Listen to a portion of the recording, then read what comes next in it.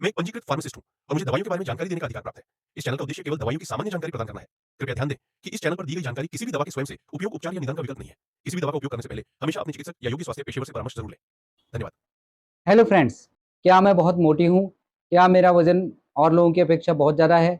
मैं एक्सरसाइज तो बिल्कुल भी नहीं करती और खाना बहुत ज़्यादा खाती हूँ। ज़्यादा खाना खाने से मैं कहीं और ज़्यादा मोटी तो नहीं हो जाऊँगी? जब भी कोई महिला या पुरुष, स्पेशली यंग वुमेन, जब अचानक से इस तरह से सोचने लगती हैं और किसी न किसी वजह से खाने से परहेज़ करने लगती हैं, जैसे कि इसमें कार्बोहाइड्रेट कितना है, प्रोटीन कितना है, कहीं बहुत ज़्यादा कैलोरीज़ तो नहीं है, क्या मेरा वज़न बहुत ज़्यादा बढ़ जाएगा, मैं कहीं और तो मोटी नहीं हो जाऊँगी।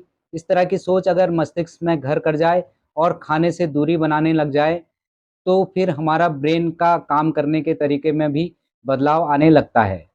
अगर इस तरह के लक्षण बहुत लंबे समय से लगातार दिख रहे हों और खाना-पीना बिल्कुल ही सीमित या फिर बंद कर दिया हो, तो इसको एनोरेक्सिया कहा जाता है। चलिए फ्रेंड्स, आज जानते हैं एक ईटिंग डिसऑर्डर एनोरेक्सिया के बारे में। ये क्या होता है? किन-किन कारणों से होता है? इसमें क्या-क्या प्रिकॉशंस और जनरल ट्रीटमेंट देने से ये बिल्कुल ठीक हो जाता है? जानते हैं इस वीडियो में। आप बने रहिए इस वीडियो के अंत तक। Let's start.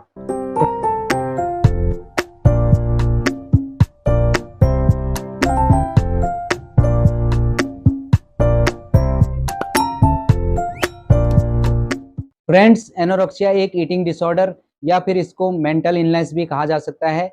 यह एक खान-पान से संबंधित मानसिक विकार है।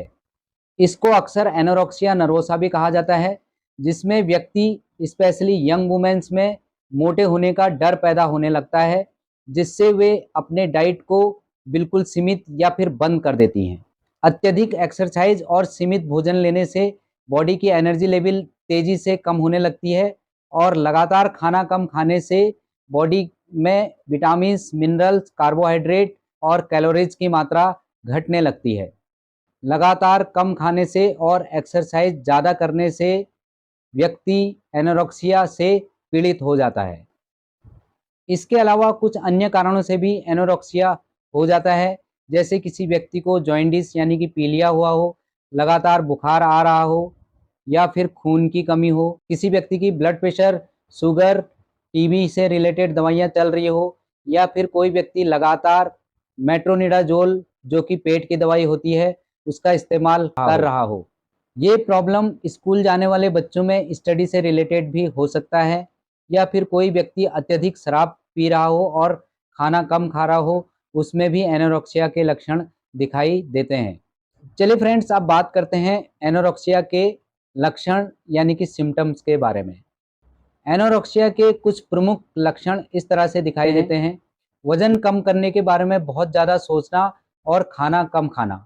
खाने से ध्यान हटाकर शरीर के आकार पर बहुत ज़्यादा चिंता करना और बहुत ज़्यादा एक्सरसाइज करना। बार-बार वज़न तोलना और वज़न कम करने वाली दवाइयों के बारे में सर्च करना या फिर उनका इस्तेमाल करना। बिल्कुल अलग रहना पसंद करना। इसके अलावा भी कुछ और लक्षण दिखाई देते हैं, जैसे गर्मी में बहुत तेज़ ठंड लगना, साँस फूलना, थका हुआ महसूस होना, किसी की आँखों का कलर पीला होना या फिर धसी हुई होना, महिलाओं में मेंस्ट्रुअल साइकिल रुक-रुक के आना या फिर बिल्कुल बंद हो जाना। इस तरह के लक्षण एनोरेक्सिया से पीड़ित व्यक्ति में दिखाई देते हैं। चलिए फ्रेंड्स, अब जानते हैं इसके ट्रीटमेंट क्राइटेरिया के बारे में। एनोरेक्सिया के ट्रीटमेंट से पहले ये समझना ज़रूरी है कि ये किस कारण से हुआ है, यानी कि किसी बीमारी के चलते हुआ है या फिर शरीर के आकार के बारे में ज़्यादा सोचने की वजह से हुआ है। अगर ये शरीर के वजन बढ़ने के डर के कारण हुआ है, तो फिर ऐसे रोगियों को सबसे पहले मनोचिकित्सक से काउंसलिंग की आवश्यकता होती है। इसके दौरान प्रोटीन युक्त डाइट और ताज़े फलों का इस्तेमाल करना चाहिए। कुछ प्रोटीन्स और हाई कार्बोहाइड्रेट सप्लीमेंट्स का यूज़ भी किया जा सकता है, जैसे कि प्रोटीन्यूल्स पाउडर 2 चम्मच सुबह-शाम दूध के साथ लेना चाहिए और थ्रेप्टिन हाई कैलोरीज सप्लीमेंट्स 2 चम्मच सुबह-शाम ले सकते हैं। इसके अलावा सुबह-शाम यूनी एंजाइम टैबलेट्स का भी इस्तेमाल करना चाहिए। मॉर्निंग वॉक और क्लाइमेट चेंज करने से भी बहुत फ़र्क पड़ता है। अगर फिर भी भूख नहीं लग रही है और सिम्पटम पहले ही की तरह बने हुए हैं, तो फिर आपके doctor second line treatment start करते हैं। इसमें इंजेक्शन न्यूरोबायोन एक दिन छोड़कर 5 इंजेक्शन इंट्रामस्कुलरी देते हैं। सिरप एप्टिवेट जो कि एक जनरल टॉनिक है, इसको सुबह शाम 2-2 चम्मच दिया जाता है। सिरप एप्टिमस जो कि एक भूख बढ़ाने वाली दवा है, इसको सुबह शाम 1-1 चम्मच खाना खाने से आधा घंटे पहले आपके डॉक्टर रिकमेंड करते हैं। इसके अलावा टैबलेट लॉन्गिफाइन 25 mg सुबह शाम खाना खाने से आधा घंटे पहले दी जाती है। और टैबलेट बेंडी प्लस जो कि एक एंटी हेलमेंथिक टैबलेट है, इसको किसी भी समय पर लिया जा सकता है। अगर किसी व्यक्ति में बहुत ज़्यादा खून की कमी हो रही हो तो फिर कैप्सूल ऑट्रिन जिसमें साइनाकोबाल्मिन और फॉलिक एसिड है, इसको एक कैप्सूल डेली लगातार 3 महीनों तक दिया जाता है।